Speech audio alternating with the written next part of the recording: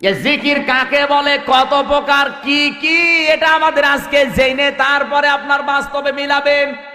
কোন পীর সাহেব, কোন বাবা জিকির দিয়ে দিলে আপনি আন্দাজে জিকির করবেন, ওর নাম ইসলাম না। জিকিরের প্রধানত 5টি অর্থ আমি পুরা কোরআন শরীফ গবেষণা করে পেয়েছি।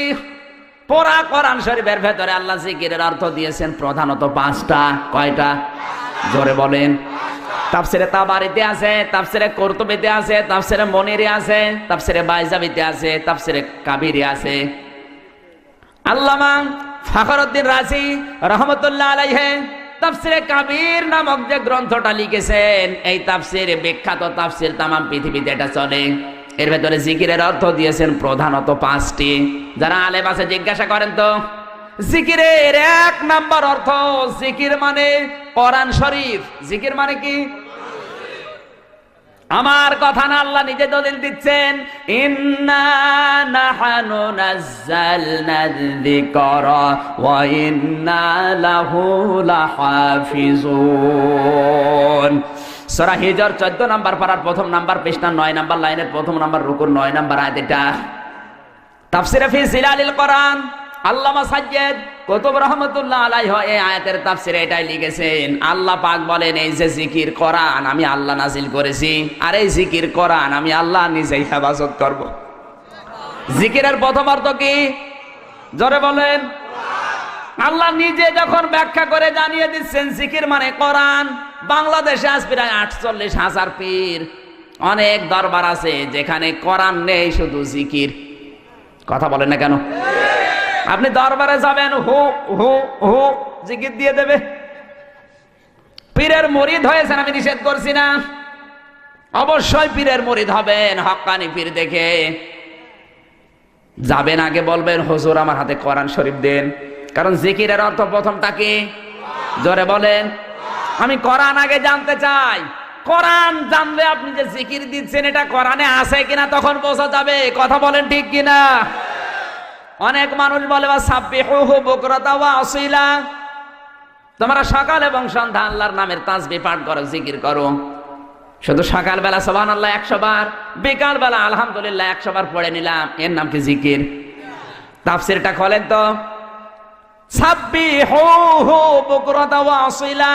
মুফাসসিরিন ইকরাম 42টা তাফসীরের মুফাসসির একমত, সকাল থেকে সন্ধ্যা, সন্ধ্যা থেকে সকাল, সারা দিন সারা রাত আল্লাহর বিধান রাসূলের তরিকায় মেনে নেওয়ার নাম হচ্ছে জিকির। এগুলো নেই, সকালবেলা সুবহানাল্লাহ 100 বার পড়ে নিল, সারা দিন চলছে আকাম। তাহলে জিকিরের প্রথম নম্বর অর্থ কি? কোন দরবারে যদি যান, পীরের দরবার, আগে বলবেন কোরআন দেন, আমি কোরআন শিখতে চাই, এটা জিকির। যেই দরবারে কোরআন নেই, কোরআনের কর্মসূচি নেই, কোরআনের আলো নেই, ওটা পীরের দরবার না, ওটা শয়তানের দরবার। এই পৃথিবীতে 3টা প্রাণী আছে যারা কোরআনের আলো, যারা দিনের আলো, সূর্যের আলো সহ্য করতে পারে না।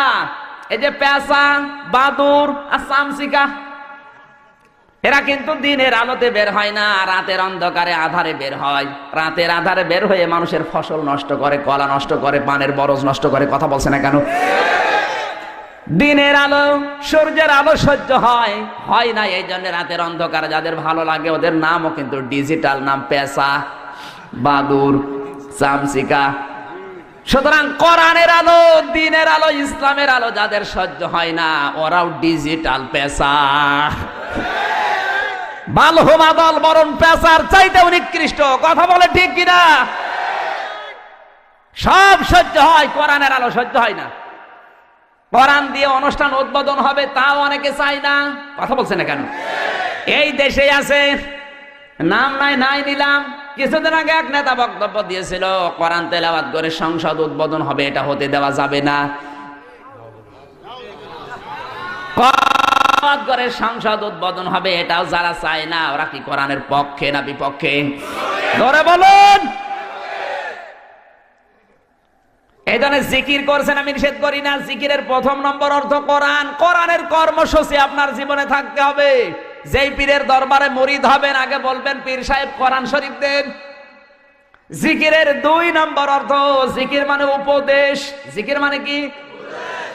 আল্লাহ নিজে দলিল দিয়েছেন, ফাযাক ফাযাক্কির বিল কুরআনি মান ইয়াখাফু ওয়াঈদ। So admonish and or by the Holy Quran him who frays my threat. Surah cough 26 number পারা 19 নাম্বার পৃষ্ঠা 13 নাম্বার লাইনে শেষ নাম্বার রুকুর 45 নাম্বার আয়াত। এটা কোরআনে কারীমের 50 নাম্বার সূরা। তাফসীরে বাইজাবি আল্লামা বাইজাবি রাহমাতুল্লাহ আলাইহি লিখেছেন, হে পৃথিবীর মানুষেরা, আল্লাহ পাকের ঘোষণা ফাযাক্কির বিল কোরআন। হে নবী, আপনি যখন বক্তব্য দেবেন, ওয়াজ করবেন, উপদেশ দেবেন, কোরআন দিয়ে দেবেন। কি দিয়ে? মাইয়া খাফু ওয়াঈদ, ফ্রেশ মাই থ্রেট। আল্লাহর ধমকের ভয় যার আছে, কোরআন ও উপদেশে তাদের কাজ হবে। কে বলছেন? জোরে বলেন।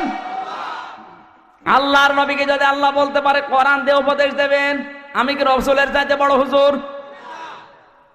বাংলাদেশে এখন কোরআনের উপদেশ নেই। এই দেশে আছে শুধু বাবার উপদেশ, মুরব্বির। আমার বাবা এই বলেছে, এই বলেছে। ওরে শয়তান, তোর বাবা বলেছে, আমি করবো কি? সেদিন পাপ নাই, আমার আগে একজন ওয়াজ করছে, আমার ভাইরা, আমার এই পীর সাহেব এত বড় আল্লাহর ওলি, প্রতিদিন 30টা করে পান খায়, প্রতি পানে হাকিমপুরি জর্দা খায়। মুরব্বি যারা আছে ওরা বলছে সুবহানাল্লাহ। এ কি গো? হাকিমপুরি জর্দায় যদি সুবহানাল্লাহ হয়, তে নাউজুবিল্লাহ হবে কোন জর্দায়?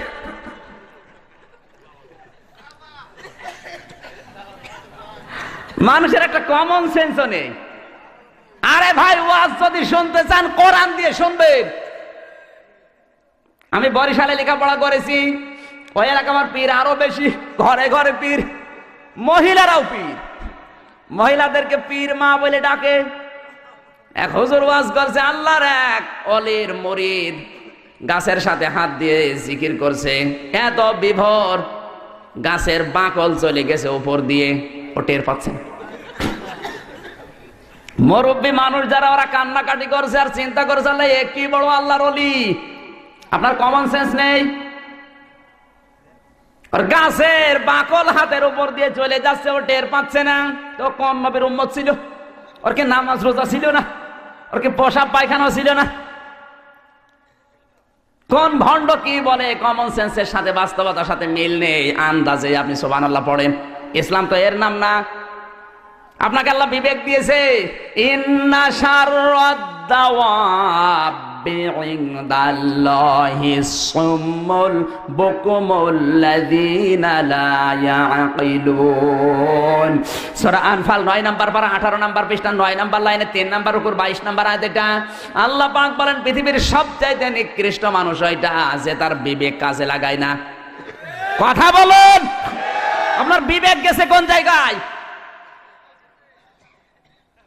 কে কোন কথা বলবে আর আপনি আন্দাজে বিশ্বাস করে নেবেন? এদেশে তো শুধু হয় কিচ্ছা কাহিনী আর আজে বাজে কথা।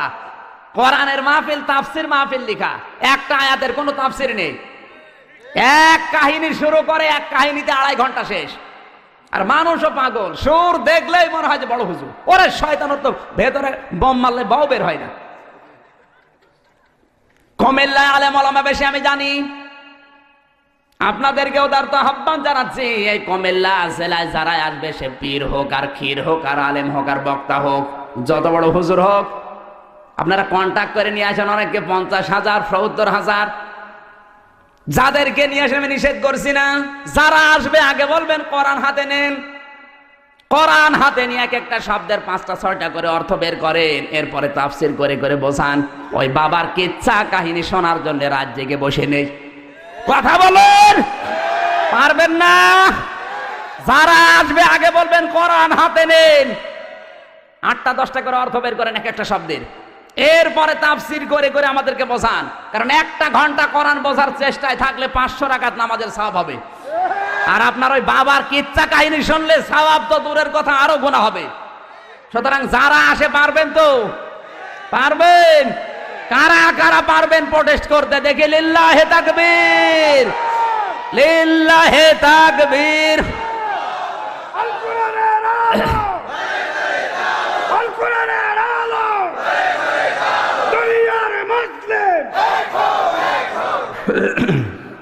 কষ্ট দিয়ে ফেললাম।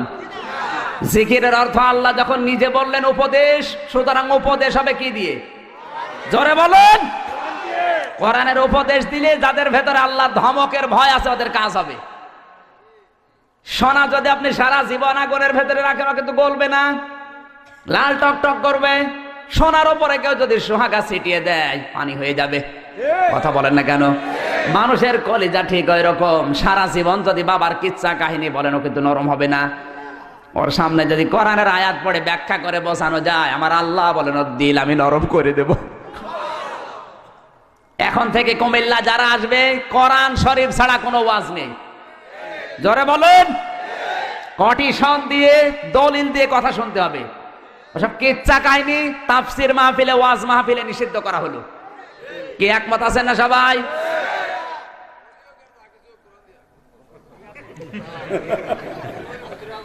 আপনাদের এলাকার ভাষা আবার আমি অল্প বুঝি। 10টা কথা বললে আমি 2টা বুঝি, 8টা বলি হা হা। কি করব? জিকিরের 3 নাম্বার অর্থ জিকির মানে নামাজ। জিকির মানে কি? আল্লাহ রাব্বুল আলামিন বলেন, ইয়া আইয়ুহাল্লাযীনা আমানু ইযা নুদিয়া লিস-সালাতি মিন ইয়াউমিল জুমুআতি ফাসআউ ইলা যিকিরিল্লাহি ওয়া দারুল বাই' যালিকুম খায়রুল লাকুম ইন কুনতুম তা'লামুন। সূরা জমা 28 নাম্বার পারা 13 নাম্বার পৃষ্ঠা 3 নাম্বার লাইনের শেষ নাম্বার রুকুর 9 নাম্বার আয়াত। এটা আল্লাহ পাক বলেন, ও হে যারা ঈমানের দাবি করো, আযান যখন হবে জুমার দিনে সব কাজ কাম বন্ধ করে দাও, বেচা কিনা সব বন্ধ করে জিকিরের দিকে দৌড়াও। এখানে জিকির মানে নামাজ। কথা বলেন না কেন? তাফসীর যারা পড়তে পারেন দেখেন জিকিরের অর্থ ওখানে নামাজ লেখা আছে। আমার আল্লাহ নিজে ফতোয়া দিচ্ছেন জিকির মানে নামাজ। আর তুমি এত বড় পীর, তোমার দরবারে গেলে নামাজই লাগে না। বলে খাজা বাবার মুরিদ আমি, বড়ই গুনাহগার, খাজা যদি দয়া করে তবে হব পার। জোরে বলেন নাউজুবিল্লাহ। নামাজ যারা পড়বে না কিয়ামতের দিন সর্বপ্রথম তারাই ধরা পড়বে। কারণ আউয়ালু মা ইউহাসাবু বিহিল আবদু ইয়াউমাল কিয়ামাতিস সালাহ, রাহুল বুখারী। আল্লাহর নবী বলেন কিয়ামতের সর্বপ্রথম আল্লাহ বান্দা নামাজ পড়েছিলি কিনা বল। নামাজই পড়ে না ও পীরের মুরিদ, ওকে যদি আল্লাহ মাফ করে তাহলে নবীজির হাদিস মিথ্যা হয়ে যাবে। জোরে বলুন। সুতরাং নামাজ জিকিরের 3 নাম্বার অর্থ, নামাজের দরকার আছে না নেই? এমন পীরের দরবারে যাবেন যে দরবারে নামাজ আছে, নামাজের শিক্ষা আছে। কথা বললেন না কেন? বাংলাদেশে এমনও পীর আছে যেখানে নামাজই নেই। কি বেশি বললাম? অনেক দরবারে নামাজ আছে, নামাজের ট্রেনিং আছে, কিন্তু নামাজের শিক্ষা নেই। তিরমিজি শরীফের হাদিস, আল্লাহর নবী বলেন নামাজ পড়লেই কবুল হবে তা না, নামাজ পড়লে কমপক্ষে 4টি শিক্ষা নামাজে পাওয়া যাবে। কয়টা? আরো জোরে বলেন। 4টি শিক্ষা যাদের নামাজে পাওয়া যায় ওই মানুষগুলোর নামাজ আমার আল্লাহর দরবারে কবুল হয়ে যায়। 1 নম্বরে নামাজ যেই ব্যক্তি পড়বে নামাজে খুশু পাওয়া যাবে, ধীর স্থিরতা, মন থাকবে নামাজে। নামাজে দাঁড়িয়ে কয়টা ফ্যান আছে গুইনে নেয়, নামাজ হয়? বাস্তব জীবনের কথা বলছি। কুষ্টিয়া জেলার হালসা বাস স্ট্যান্ড মসজিদে একবার নামাজ আদায় করেছিলাম। মাগরিবের নামাজ 2য় রাকাতে বিদ্যুৎ চলে গেল। আমার পাশে এক মুরব্বী নামাজের ভেতরে বলে ফেললো, আজ যা কারেন্ট চলে গেল। চিন্তা করছে আল্লাহ কি বলে। নামাজ শেষ করে বললাম, মুরব্বী দাঁড়ান, নামাজে আর কাম হাকাম তারও ফরজ, আজ যা কোন ফরজ? বলছে বাবা যে কারেন্ট চলে গেল। আর আমার মুখ দিয়ে এমনি বের হয়ে গেল, আজ যা কি করব? নামাজে আজ যা বের হচ্ছে টের পাচ্ছেন, নামাজ হয়? আপনারা হাসতেছেন আর আমি দুঃখ করি যে এ কি অবস্থা। আল্লাহর নবীর এই হাদিস আমার মনে পড়ে। عن علي رضي الله تعالى عنه قال قال النبي صلى الله عليه وسلم يوشك أن يأتي على الناس زمان لا يبقى من الإسلام إلا اسمه ولا يبقى من القرآن إلا رسمه مساجدهم عامرة وهي خراب من الهدى وعلماؤهم شر من تحت يدهم السماء من عندهم تخرج الفتنة وفيهم تعود رواه البيهقي বাইহাকী শরীফের 305 নম্বর পৃষ্ঠার হাদিস। আল্লাহর নবী বলেন এমন সময় আসবে সেই সময় শুধু ইসলাম থাকবে নামে, কোনো নিয়ম নীতি থাকবে না। ইসলাম এখন বাংলাদেশে আসলে ইসলামের একটা নিয়মও নেই। কথা বলুন। ওই সময় কোরআন থাকবে, কিন্তু কোরআনের কোন নিয়ম নীতি আইন কানুন রসম চলবে না। বাংলাদেশে ৯৬% মুসলমান, কোরআনে কারিমের একটা আয়াত বাংলাদেশে এখন প্রতিষ্ঠিত নেই। আমার মনে হয় নবীজি ১৫০০ বছর আগে জানিয়েছে, আর বাংলাদেশে এখন ১০০% কার্যকর। ৩ নম্বরে ওই দেশে বড় বড় বিল্ডিং তৈরি হবে, মসজিদ গুলো টাইলস দিয়ে মোজাইক দিয়ে রং বেরং তৈরি করবে, কিন্তু মানুষ ওই দেশে মসজিদের ভেতরে হেদায়েত থাকবে না। বাংলাদেশে একটা মসজিদ দেখান যেখানে কোরআনের কথা সঠিকভাবে বলা যায়। কথা বলছে না কেন? একটা মসজিদ এখন আর নেই যেখানে কোরআনের হক কথা বলে টিকে থাকা যায়। আমি গত বছরে প্রায় 5টা মসজিদ পাল্টিয়েছি। 1 সপ্তাহ 2 সপ্তাহ হয়, বলে হুজুর আপনার দরকার নেই। কেন? সভাপতি সুদ খায়, আপনি সুদের বিরুদ্ধে কথা বললেন কেন? ওরে শয়তান, সুদের বিরুদ্ধে কথা বলে কে? জোরে বলেন। আল্লাহকে কিছু বলতে পারে না, যত দোষ আমির হামজার। আমারে নরম পেয়েছো। যে সমস্ত মসজিদে কোরআনের হক কথাগুলো বলতে দেয় না, ওই মসজিদে নামাজ হবে না। কথা বলছে না কেন?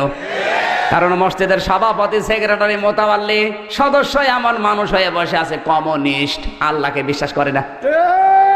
নাই কুমিল্লায় নেই এমন মানুষ সভাপতি, ও আল্লাহকেই বিশ্বাস করে না। রাজনৈতিক ক্ষমতা আছে, টাকা পয়সা আছে, জন্য সভাপতি না দিলে আবার রাগ করে।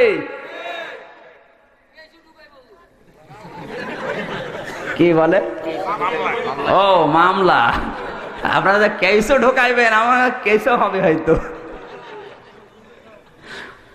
যশোরে মাহফিলে একবার পেয়েছিলাম চাষরা মোড়ে, এক সভাপতি মাইক নিয়ে বলছে, ভাইরা আমার, বোনেরা আমার, আপনারা আমাকে এলাকার মেম্বার বানিয়েছেন, এই জন্য আমি গর্ভবতী। দ্বিতীয় নম্বরে বলছে, ভাইরা আমার, বোনেরা আমার, আপনারা আমাকে মাহফিলের সভাপতি বানিয়েছেন, এই জন্য আর একবার গর্ভবতী। আমি বললাম, ভাই ঠিক আছে, আর কিছু বলার দরকার নেই, মাইক দেন। বাংলাদেশের মেয়েরা বিবাহ হওয়ার পরে 1 বছরে একবার গর্ভবতী হয়, আর আপনি 1 মিনিটে 2 বার।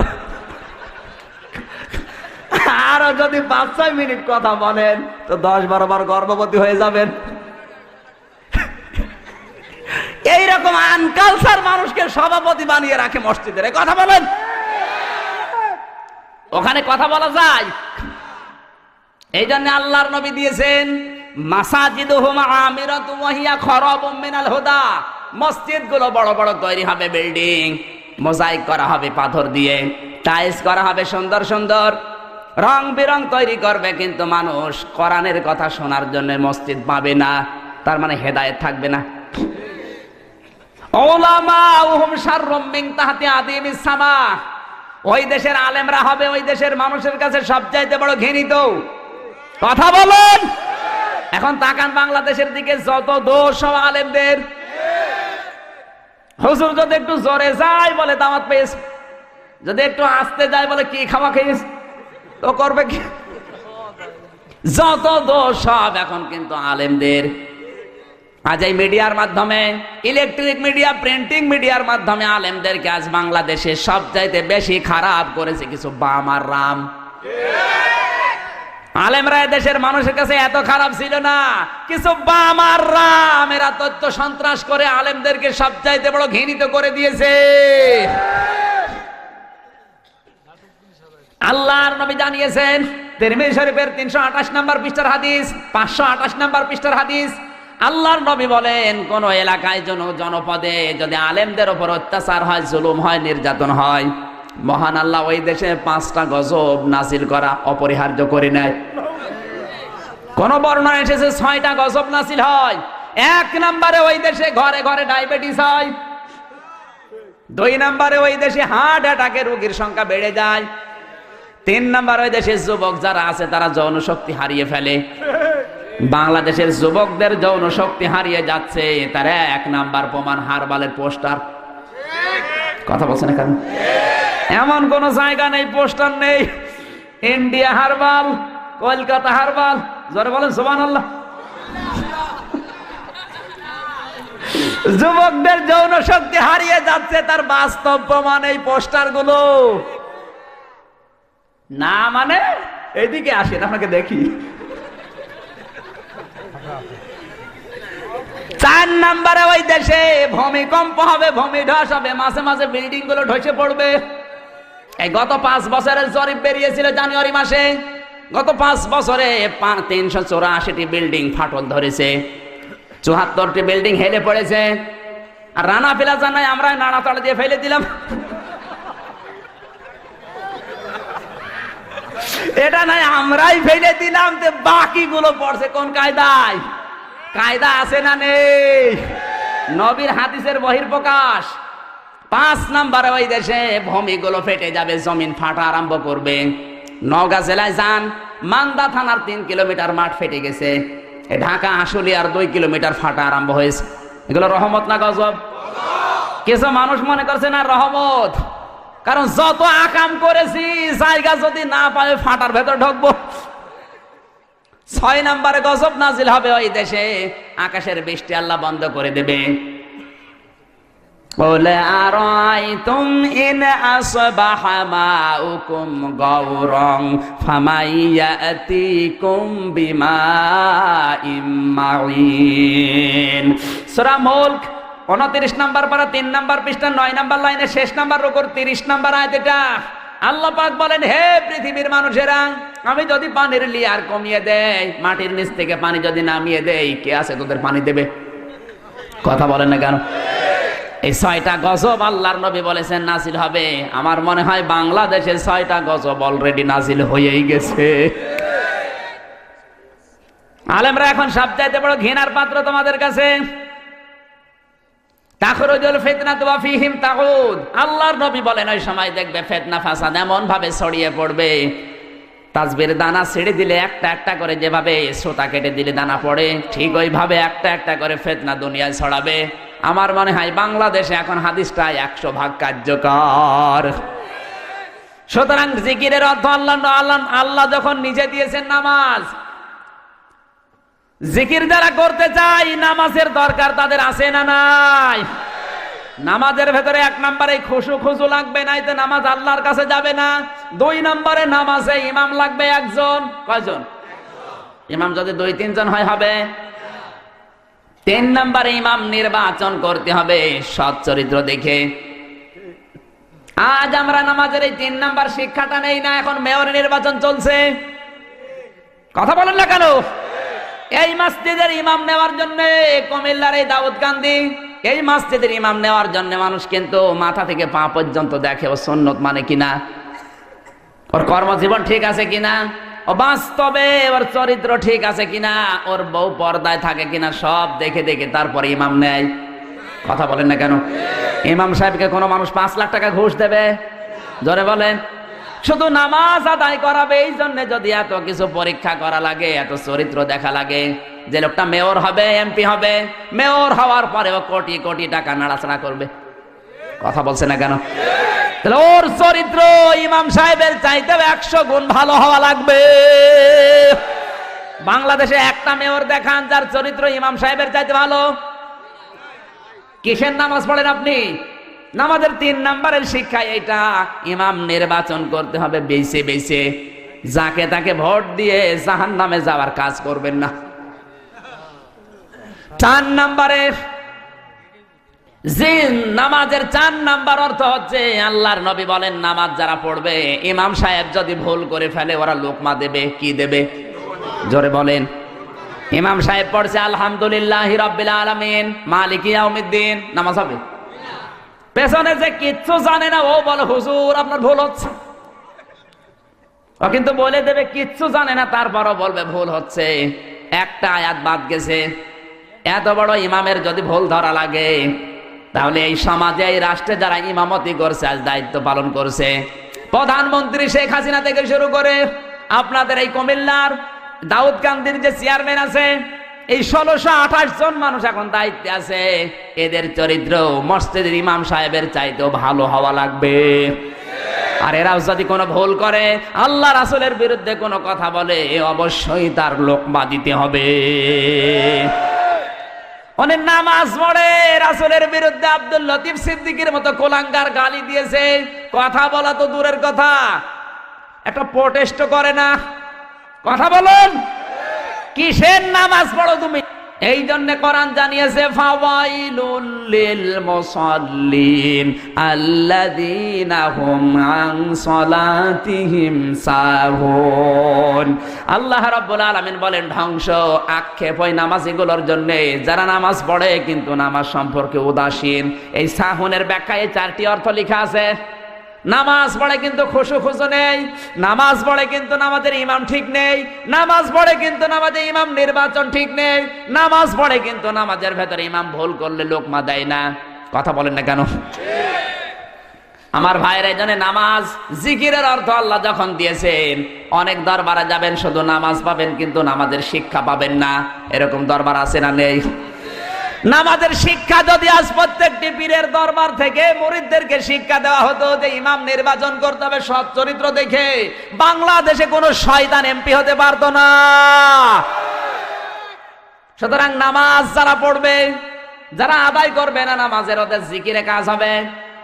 হযরত মুসা আলাইহিস সালামের জামানায় এক যুবতী মেয়ে এসে বলে, আল্লাহর নবী মুসা, আমি জিনা করেছি, আমার পেটে একটা অবৈধ সন্তান ছিল, ওরা ভূমিষ্ঠ হওয়ার পরে আছাড় দিয়ে মেরে ফেলেছি, আমার মতো গুনাহগার কেউ আছে? হযরতে মুসা বললেন, না, তোমার মতো গুনাহগার আর কেউ নেই, আল্লাহ তোমাকে মাফ করবে না। সঙ্গে সঙ্গে ফেরেশতা জিবরাইল এসে বলে, হে নবী, এই মহিলার চাইতে নিকৃষ্ট মানুষ দুনিয়ায় আছে। হযরতে মুসা আশ্চর্য হয়ে গেলেন, ডাক দিয়ে বললেন, ইয়া আখি জিবরাইল উনজুর, হে ভাই জিবরাইল আমার দিকে তাকান, কি বলেন আপনি? এই মহিলার চাইতে নিকৃষ্ট মানুষ আবার কে? হযরতে জিবরাইল বলে, আল্লাহ এই কথাটা জানার জন্য আমাকে পাঠিয়েছেন। এই মহিলার চাইতে নিকৃষ্ট মানুষ আল্লাহর কাছে তারা যারা সুস্থ থাকার পরও নামাজ পড়ে না। নামাজ না পড়া মানুষ হত্যা করার চাইতেও খারাপ কাজ, নামাজ না পড়া জিনা করার চাইতেও খারাপ কাজ। সুতরাং নামাজ পড়তে রাজি আছেন কারা কারা? দেখে লিল্লাহি তাকবীর। দেখেন তো হাত তোলেনি কে? দেখেন হাত তোলেনি কে? দেখেন দেখেন, হাত নামান। মরণের আগে যদি আপনি নামাজ ছাড়েন, এরপরেও খবর আছে, আমি কিয়ামতে মামলা দায়ের করব। তাহলে যে কোনো পীরের দরবারে যাওয়ার আগে কি দেখবেন? 2 নম্বরে কোরআনের উপদেশ দেয় কিনা, 3 নম্বর ওর দরবারে কি আছে? জোরে বলেন। আপনাকে আমি নিষেধ করি নাই পীরের মুরিদ হতে, আগে দেখবেন যে নামাজ পাওয়া যায় কিনা, নামাজের শিক্ষা আছে কিনা। এ সমস্ত যদি না থাকে, ও হু হু করে লাভ নেই। জিকিরের 4 নম্বর অর্থ, জিকির মানে আল্লাহর আইন, আল্লাহর বিধান। কার আইন? কষ্ট হচ্ছে আপনাদের? আল্লাহ পাক বলেন, আমান আ'রাদা আন যিকরি ফাইন্না লাহু মাঈশাতান দানকা ওয়া নাহশুরুহু ইয়াওমাল কিয়ামাতি আ'মা। সূরা তাহা 16 নম্বর পারা 19 নম্বর পৃষ্ঠা 13 নম্বর লাইনের 124 নম্বর আয়াত। এটা তাফসীর ইবনে কাসির থেকে বলছে, আল্লাহ পাক বলেন, ওয়ামান আ'রাদা আন যিকরি ফাইন্না লাহু মাঈশাতান দানকা, যে ব্যক্তি আমার জিকির থেকে, আমার আইন থেকে, আমার নিয়ম নীতি থেকে মুখ ফিরিয়ে নেবে, আমি আল্লাহ তার জীবনকে সংকীর্ণ করে দেব। দঙ্কার ব্যাখ্যায় মুফাসসিরিন ইকরাম লিখেছেন, ও জীবনে অনেক আয় উন্নতি করবে কিন্তু বরকত হবে না। কথা বলেন না কেন? ঘুষ খেয়ে নিয়ে আসবে 5 লাখ টাকা, বাড়িতে এসে দেখবে 10 লাখ টাকার ক্ষতি হয়ে গেছে। দঙ্কা, ওর জীবনে কোনো শান্তি আল্লাহ রাখবে না। এজন্য আল্লাহর আইন যারা মানে না, আল্লাহর বিধান যারা মানে না, ওদের সাংস্কৃতিক জীবন, পারিবারিক জীবন, রাজনৈতিক জীবনে 100 ভাগের 100 ভাগ অশান্তি। সাংস্কৃতিক জীবনে আজ আল্লাহর আইন না থাকার কারণে অনেক মানুষ ফতোয়া দিচ্ছে যে টিভি হারাম, সিনেমা হারাম, পেপার পত্রিকা হারাম, স্যাটেলাইট হারাম। কোরআন শরীফ তো গবেষণা করে না। কোরআনে কারীম 1500 বছর আগে জানিয়েছে, আল্লাহর নবী বিশ্ব নবী যেদিন নবুয়ত পেয়েছিলেন, ওই দিনই তিনি স্যাটেলাইট ব্যবহার করেছিলেন। এই প্রযুক্তির ব্যবহার আল্লাহর নবী নিজে আগে করেছেন। বিশ্ব নবী যেদিন নবুয়ত পেয়েছেন, পাহাড়ের উপরে উঠে লাল কাপড় ওড়ালেন, ডাক দিয়ে বললেন, কে আসো, জলদি করে আসো। ওই সময়ের প্রযুক্তি ছিল ওইটা, ওই সময় স্যাটেলাইট ছিল, ওই লাল কাপড়। কোন মানুষ বিপদে পড়লে লাল কাপড় পাহাড়ে ওড়ালে মানুষ বুঝতো লোকটা বিপদে পড়েছে। মানুষজন সবাই যখন এক হয়েছে, এক জায়গায় জমা হয়েছে। আল্লাহর নবী তখন তাওহীদের দাওয়াত দিলেন। সুবহানাল্লাহ বলতে পারেন না? তাহলে প্রযুক্তি সর্বপ্রথম ব্যবহার করেছেন বিশ্বনবী। কথা বলেন ঠিক কিনা? কোরআনে কারিমে জানিয়েছে ওয়া'আইদ্দু লাহুম মাস্তাতা'তুম মিন কুওয়াতিন ওয়া মির রিবাতিল খাইলি তুরহিবুনা বিহি আদুওয়াল্লাহি ওয়া আদুওয়াকুম ওয়া আখারিনা মিন দুনিহিম।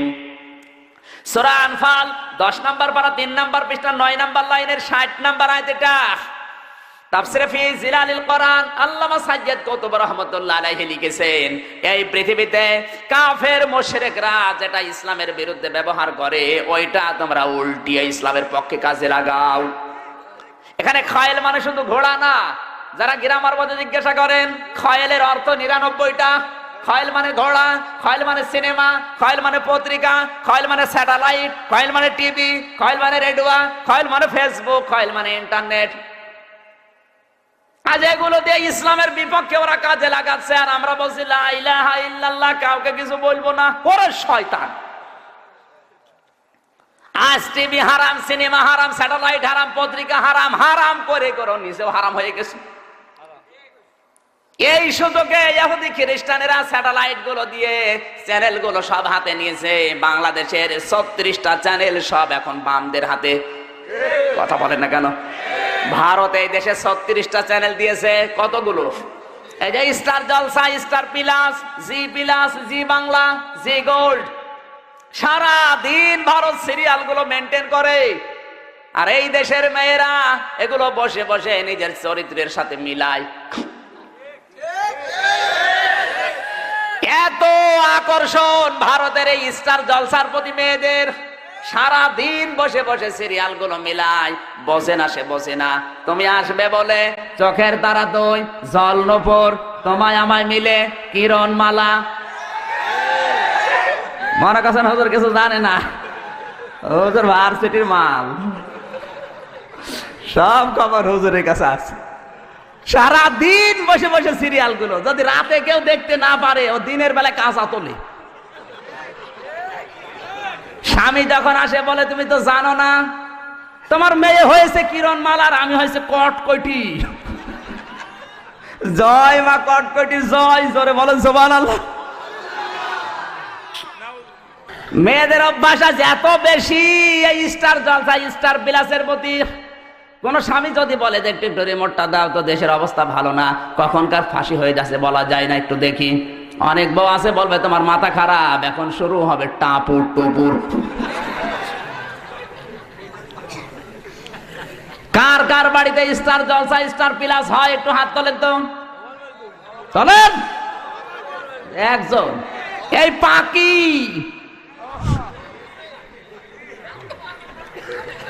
এই পাকির জন্য কত যুবতী জীবন দিয়েছে বাংলাদেশে।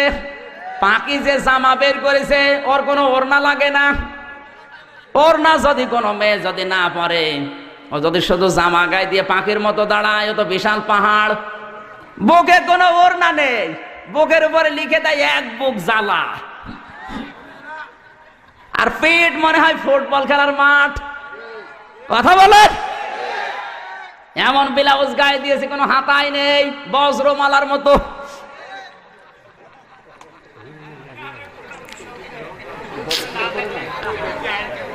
এই সমস্ত ৮-৬০ পোশাক পরা মহিলারা যখন কোন রিকশায় ওঠে, তখনই রিকশা চালক অ্যাক্সিডেন্ট করে। কথা বলেন না কেন? কুষ্টিয়ার বড় বাজারে একবার রিকশায় উঠলাম, আমার নিয়ে রিকশা চালক চালাতে পারে না। 3 দিন পরে দেখি ওই রিকশায় মোটা মোটা 3টা মমতাজ মার্কা মহিলা উঠেছে। বিউটি পার্লার থেকে সেজে সেইভাবে ৮-৬০ পোশাক পরে উঠেছে, কোনো ওড়না নেই কারো। আমার রিকশা ওভারটেক করে হুড় হুড় করে চলে যাচ্ছে। মালাই দাঁড়া, সেদিন আমার নিয়ে টানতে পারছিলে না, আজকে এত জোরে যাও কোন কায়দায়? বলছো হুজুর এইরকম মহিলা আমার রিকশায় উঠলে আমার গা গরম হয়ে যায়। ওর গা তো গরম হবে, কারণ উঠেছে কি, ও তো টাটকা শয়তান। কথা বলুন।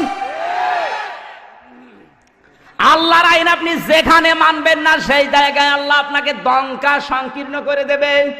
وقرن في بيوتكن ولا تبرجن تبرج الجاهلية الأولى সূরা আহজাব 22 নাম্বার পারা প্রথম নাম্বার পেজা 4 নাম্বার লাইনে 33 নাম্বার আয়াত এটা তাফসিরে মাযহারি আল্লামা সানাউল্লাহ পানিপতি রাহমাতুল্লাহ আলাইহি এখানে তিনটি অর্থ দিয়েছেন তাবাররুজের।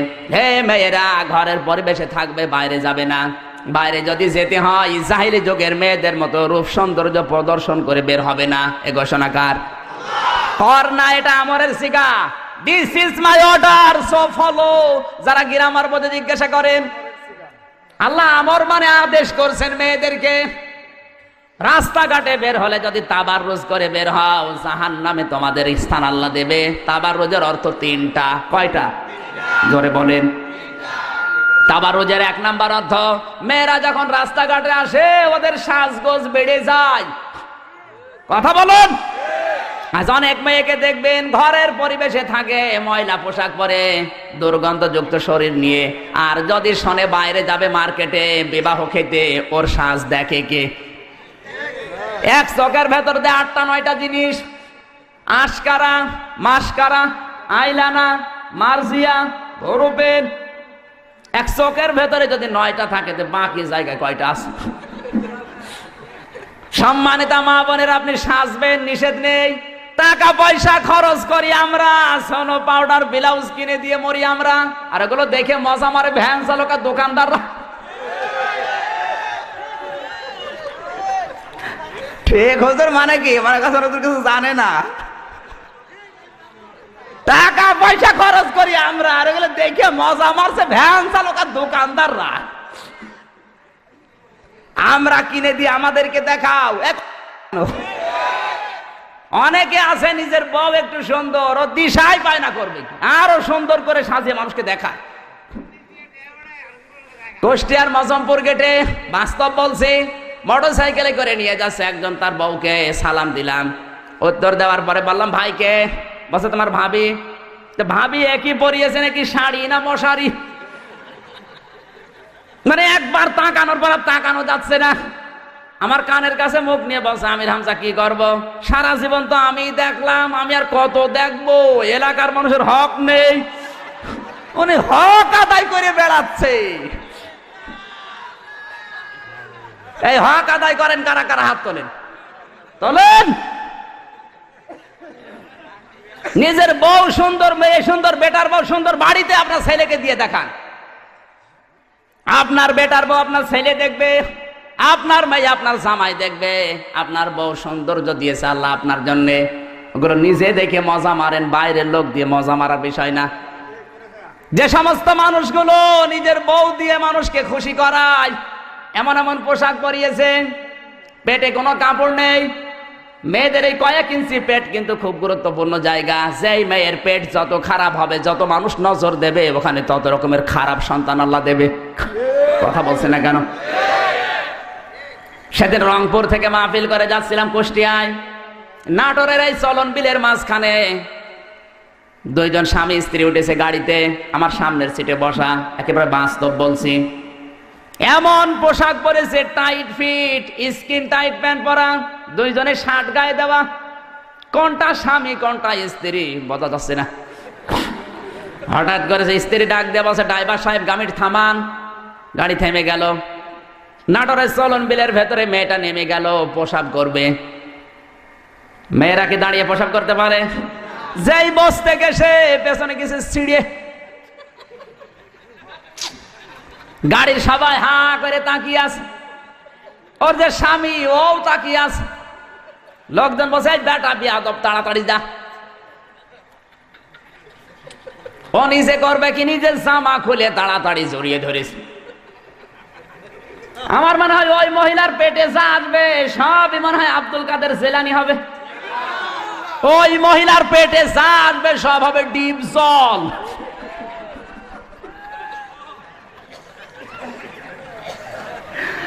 ওই ডিপ জল বের হবে নাই মাইকেল জ্যাকসন, নাই মমতাজ বেগম। ওর পেটে আল্লাহ আল্লাহর ওলি দেবে।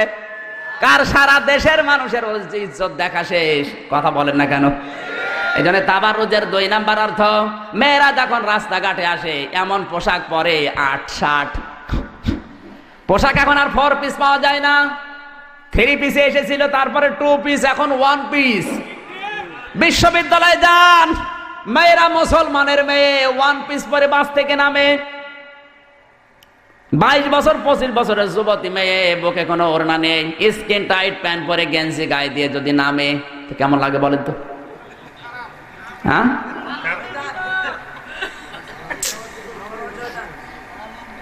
এই সমস্ত মেয়েদেরকে যখন মানুষ দেখে তখন একটু চোখ টিপ দেয়, তখনই দোষ হয় আমার। একবার এক মাহফিলের জন্য যশোরে নামলাম, দেখি ইফটিজিং এর বিরুদ্ধে ডাইরেক্ট অ্যাকশন মিছিল আসতেছে মেয়েরা, যশোর MM কলেজের মেয়েরা। চিন্তা করলাম, আল্লাহ পুলিশ যদি ধরে না জানে আবার কোন সালের অপরাধী বলে চালিয়ে দেয়। যদিও আমার জন্ম 92 সালে, ধরতে পারলেই বলবে 71-এর অপরাধী, নাই 61-র, নাই 52-র। এই কথা বলেন না কেন? পুলিশের ভয়ে ঢুকলাম এক চার দোকানে, ঢুকে দেখি সামনে আমার পুলিশ। আরে ভাই, আপনার যন্ত্রণা আসলাম আমি, আর আপনি আমার সামনে। বলছে, হুজুর একটা কথা বলি, বলেন। এই যে মিছিল আসতেছে, এই মিছিল যেন সহি সালামতি হয়, এই জন্য সরকার আমার দায়িত্ব দিয়েছে, আমি পাহারা দিচ্ছি। কিন্তু যে জিনিস আসতেছে, যশোর MM কলেজের মেয়েরা, বুকে কোনো ওড়না নেই, টাইট ফিট প্যান্ট পরা, হাতে এক হাতে ব্যানার আর এক হাত দিয়ে মিছিল করছে ইফটিজিং এর বিরুদ্ধে ডাইরেক্ট অ্যাকশন। পুলিশ আমারে বলে, হুজুর যে জিনিস দেখছি মনে হচ্ছে ইফটিজিং আমি আগে করি। ঠিকই বলিস, কথা বলেন। পোশাকগুলো মার্জিত করেন, রাস্তায় বের হলে মানুষ খালা আম্মা বলবে, আর পোশাক যদি 8-60 হয় মানুষ বলবে আপা, কিছুক্ষণ পরে খ্যাপা। তাবাররুজের 3 নাম্বার অর্থ, মেয়েরা যখন রাস্তাঘাটে আসে ওরা মাজা হেলে দুইলে চলে না, কুমিল্লায় নেই? জোরে বলুন। ওদের মাজা দোলানোর কারণে রাস্তায় হাঁটা যায় না। আজ যে 8-60 যে বোরকাগুলো বের হচ্ছে, ফুল এমব্রয়ডারি করা, যে সমস্ত বোরকাগুলো বের হচ্ছে, এই বোরকা পরা জায়েজ নেই, কারণ এই বোরকা পরলে আকর্ষণ আরো বাড়ে। কথা বলেন না কেন? বোরকা হবে ঢিলা ঢালা কালো, শরীরের জায়গাগুলো যেন দেখা না যায়, এমন টাইট ফিট বোরকা বানিয়েছে, মাজা কয় ইঞ্চি সব চোখের আন্দাজে মেপে নেওয়া যায়। আর তোমার ওই সমস্ত জিনিস দেখে শয়তান তো তোমার জাল হিসাবে ব্যবহার করে। যুবক মানুষ যারা, ওর তো একটু চোখ টিপ দেবেই। কথা বলেন না কেন? সুতরাং জিকিরের অর্থ যদি আল্লাহর আইন হয়, আল্লাহর আইন মেনে নেওয়ার দরকার আছে না নেই? এই মিডিয়া খারাপ না, এটা ইসলামের পক্ষে কাজে লাগান। আজ যদি আমি এখানে একটা ইন্টারনেটে ছেড়ে দিতে পারি, সারা বিশ্বে চলে যাবে। শুধু আপনারা কুমিল্লার মানুষ না, সারা বাংলাদেশের মানুষ কোরআনের তাফসীর শুনতে পারবে। কথা বলেন ঠিক কিনা? আজ মিডিয়াগুলো বামরা হাতে নিয়ে যত মিথ্যা তথ্য আলেমদের ভেতরে ওরা দিচ্ছে, আলেমদের বিরুদ্ধে যত বিশদ গান এই মিডিয়াগুলো করে, আর মানুষ মনে করে এগুলো ঠিকই। এজন্য মিডিয়া হাতে নেওয়ার দরকার আছে না নেই? জিকিরের অর্থ, আল্লাহ যখন বললেন আল্লাহর আইন, আল্লাহর বিধান, বাস্তবতায় আল্লাহর বিধান কায়েম যদি কেউ করে, তার জীবনের জিকির আমার আল্লাহর দরবারে কবুল হবে। জোরে বলেন সুবহানাল্লাহ। জিকিরে যে আল্লাহর আইনের ভেতরে হাজার হাজার কথা আছে, আমি খুব সংক্ষেপ করছি। জিকিরের 5ম নম্বর অর্থ, জিকির মানে স্মরণ করা। জিকির মানে কি? আল্লাহ পাক বলেন, ফাযকুরুনি আযকুরকুম, আমি আল্লাহকে স্মরণ করো, আমি আল্লাহ তোমাদের স্মরণ করব। এখানে জিকির মানে স্মরণ। জিকির মানে কি? এখন স্মরণ করবেন কোথায়? আল্লাহ আরেকটা আয়াত নাজিল করে দলিল দিচ্ছেন, আল্লাযীনা ইয়াযকুরুনাল্লাহা কিয়ামান ওয়া কুউদান ওয়া আলা জুনুবিহিম ওয়া ইয়াতাফাক্কারুনা ফি খালকিস সামাওয়াতি ওয়াল আরদ। সূরা আলে ইমরান 4 নম্বর পারা 14 নম্বর পৃষ্ঠা 9 নম্বর লাইনের 191 নম্বর আয়াতের মাঝের অংশ এটা। আল্লাহ পাক বলেন, যারা দাঁড়িয়ে বসে শুয়ে আমি আল্লাহকে স্মরণ করে, এইটাই জিকির। এইটা কি? জিকিরের যে 5টা অর্থ বললাম কোরআন দিয়ে, আমাদের দেশে যে জিকির চলে একটাও মিলে। জোরে বলে, কিসের জিকির করো তুমি?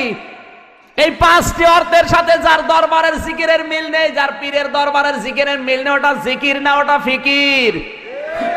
এতক্ষণ বললাম কোরআন দিয়ে, কি দিয়ে? এবার আসেন হাদিসে। হাদিসের পরিভাষায় জিকিরের অর্থ আছে ৯৯টা। কয়টা? এবার একটা একটা করে ব্যাখ্যা করে আমরা বলি নাকি?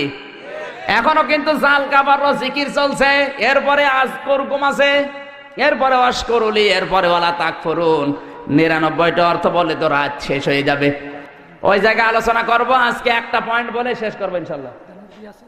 জিকিরের যতগুলো অর্থ আমি হাদিসের ভেতরে পেয়েছি, সিয়াসিদ্দার হাদিসগুলো যারা পড়তে পারে, মুসলিম শরীফের ভেতরে জিকিরের অর্থ আমি পেয়েছি। জিকির মানে যে স্মরণ, ৫ নম্বর অর্থ বললাম। কত নবী আমার আল্লাহকে যখনই স্মরণ করেছেন তখনই পেয়েছেন। কথা বলেন ঠিক কিনা? জিকির আছে ব্যক্তিগত জীবনে, সামাজিক জীবনে, পারিবারিক জীবনে, রাজনৈতিক জীবনে, আন্তর্জাতিক জীবনে, সাংস্কৃতিক জীবনে। সারা জীবন শুধু জিকির আর জিকির। সামাজিক জীবনের জিকিরটা আমি আজকে বোঝাবো। সামাজিক জীবনের জিকির কি? শুধু নিজে খেয়ে পরে বাঁচবেন, আশপাশের মানুষের খবর রাখবেন না, এর নাম জিকির না। হযরত আব্দুল্লাহ বিন মুবারক রহমতুল্লাহ আলাইহির জীবনেতে দেখলাম এত বড় আলেম তিনি ছিলেন, তার নাম জানেন এমন কোন আলেম পৃথিবীতে নেই। যারা আলেম বসে আছে জিজ্ঞাসা করেন তো, আব্দুল্লাহ বিন মুবারক কত বড় আলেম? তিনি কোন ওলামা সমাবেশে হাজির হলে অন্যান্য আলেমরা বলতো, আজকের এই ময়দানে আব্দুল্লাহ বিন মুবারক আকাশের চাঁদের মতো। এত বড় একজন আলেম, তিনি হজে যাওয়ার জন্য টাকা গোছালেন, বেডিং খাতা পর্যন্ত বাঁধলেন, হজে বের হবেন। হঠাৎ তাকিয়ে দেখে তার ছেলেটা কাঁদতেছে। ডাক দিয়ে বলে, বাবা তুমি কাঁদো কেন?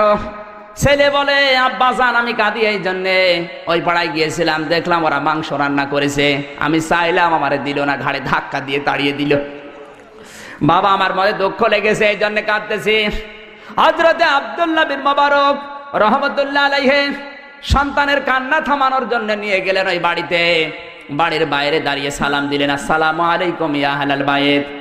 কোরআনের নির্দেশ, ইয়া আইয়ুহাল্লাযীনা আমানু লা তাদখুলু বুয়ুতান গায়রা বুয়ুতিকুম হাত্তা তাস্তানিসু ওয়া তুসাল্লিমু আলা আহলিহা। সূরা নূর 18 নম্বর পরে 12 নম্বর পৃষ্ঠার প্রথম নম্বর লাইনে 4 নম্বর রুকুর 27 নম্বর আয়াত। এটা আল্লাহ পাক বলেন, ঈমানদারেরা নিজের ঘর হোক আর অন্যের ঘর হোক, আগে সালাম দিবা, 2 নম্বরে অনুমতি নিবা, তারপরে প্রবেশ করবা। এ নির্দেশ কার? বাংলাদেশের সামাজিক জীবন এটা আছে। যার তার বাড়িতে যেভাবে ঢুকে পড়ছে, আগে অনুমতি নেবেন, সালাম দেবেন, তারপরে প্রবেশ। আল্লাহর এই আদেশ মানা ফরজ না নফল? জোরে বলেন। আব্দুল্লাহ বিন মুবারক কোরআনের আয়াত আমল করার জন্য সালাম দিলেন। বাড়ির মালিক বেরিয়ে এসেছে, তাকিয়ে দেখে আব্দুল্লাহ বিন মুবারক দাঁড়ানো। বলে, হুজুর এত বড় আলেম আমার বাড়ির সামনে, আসেন ভেতরে, কি খেদমত করবো আপনার? হযরতে মুবারক বলে, বন্ধু বাড়ির ভেতরে যাওয়ার মতো পরিবেশ আমার হাতে নেই, আমি ব্যস্ত মানুষ, হজে যাচ্ছিলাম, আমার এই ছেলেটা কাঁদছিল, ওর কান্না থামানোর জন্য আমি এসেছি। আপনাদের বাড়িতে কি গোশত রান্না হয়েছে? বলে হ্যাঁ। আমার এই ছেলেটা এসেছিল? বলে হ্যাঁ। চেয়েছিল, দাও নাই কেন? কথা বলে না। চোখের পানি ফেলে দিয়ে বলে, হুজুর দুঃখের কথা বলবো কি, আমার বাড়িতে আজ 3 দিন পর্যন্ত চুলায় কোনো আগুনই জ্বলে না। আমি ময়দানে গিয়েছিলাম কাজের সন্ধানে, কিন্তু কাজ পাইনি। প্রতিমধ্যে আসার সময় দেখি একটা মরা গরু পড়ে আছে, আশপাশে মানুষ দেখতে না পেয়ে চামড়া ছিলে কিছু গোশত নিয়ে এসেছি। পরিবারস্থ লোকদের জীবন বাঁচানোর তাগিদে এই মাংসর গোশতগুলো রান্না করে খাচ্ছিলাম। এমন সময় আপনার এই ছেলেটা এসে হাজির। হুজুর আপনি তো ধনী মানুষ, সাহেবে মাল, জাকাত ফেতরা আপনারা খান না, আপনার এই ছেলেটা তো আমি চিনি, জাকাত ফেতরার মালই আপনারা নেন না, এই মরা গরুর মাংস খাবেন? মরা গরুর মাংস যদি আপনার ছেলেকে না দিয়ে ভুল করে থাকি, মেহেরবানি করে আমারে মাফ করে দেন। হযরত মুবারক কেঁদে ফেললেন। এক দৌড়ে বাড়িতে গেলেন, হজে যাওয়ার জন্য যে টাকাগুলো গুছিয়েছেন সব নিয়ে আসলেন। ডাক দিয়ে বলে, ভাই আপনি আমার এলাকায় বসবাস করেন, এত কষ্টে আছেন, আমি খোঁজ নিতে পারি নাই, আমি ফরজ হজ করেছি, নফল হজে যাচ্ছিলাম, আমার দরকার নেই, আপনি টাকাগুলো নেন, খাবার কিনে পরিবারস্থ লোকদেরকে খাওয়ান, বাকি টাকা নিয়ে ব্যবসা বাণিজ্য করে প্রতিষ্ঠিত হন। জীবনে এই টাকা আমারে আর ফেরত দেওয়া লাগবে না, আল্লাহর রাস্তায় আপনাকে আমি দান করে দিলাম। 45 দিন পর হযরতে মোবারকের বন্ধু এসে বলে, মোবারক তুমি হজ থেকে কবে আসলে?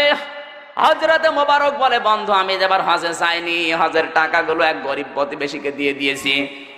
বন্ধু বলে, কি বলো তুমি?